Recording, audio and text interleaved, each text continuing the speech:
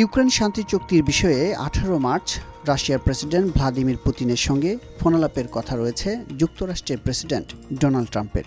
দুই নেতার বহুল প্রত্যাশিত ফোনালাপের আগেই আলোচনার বিষয়ে ইতিবাচক বার্তা দিলেন ট্রাম্প। নিজ মালিকানাধীন সামাজিক যোগাযোগ মাধ্যম ট্রুথ সোশ্যালে দেওয়া এক পোস্টে ট্রাম্প জানান, এরই মধ্যে পুতিনের সঙ্গে অনেক বিষয়ে একমত হয়েছেন তিনি।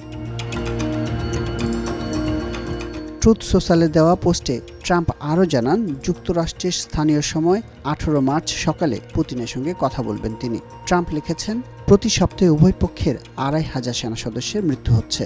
এটি এখনই বন্ধ হওয়া উচিত। আমি প্রেসিডেন্ট পুতিনের সঙ্গে ফোনালাপের জন্য অধীর আগ্রহ নিয়ে অপেক্ষা করছি।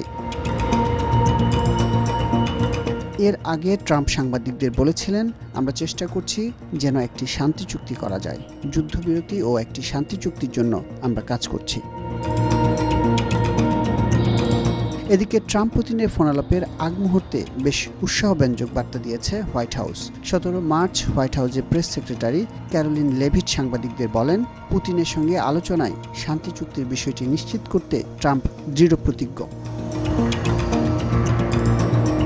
তবে শান্তি চুক্তিতে প্রেসিডেন্টের আগ্রহ নিয়ে সংশয় প্রকাশ করেছে ফ্রান্স ও যুক্তরাজ্য, যে কারণে পুতিনের আগ্রহের প্রমাণ দেওয়ার আহ্বান জানিয়েছে দেশ দুটি।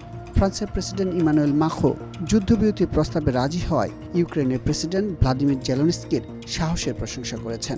একই ধরনের কাজ করতে তিনি পুতিনের দিকে চ্যালেঞ্জ ছুড়ে দিয়েছেন। সামাজিক যোগাযোগ মাধ্যম এক্সে এক পোস্টে মাখো লিখেছেন, অনেক মৃত্যু হয়েছে, অনেক জীবন ধ্বংস হয়েছে, অনেক ধ্বংসযজ্ঞ হয়েছে। বন্দুকের শব্দ অবশ্যই থামাতে হবে।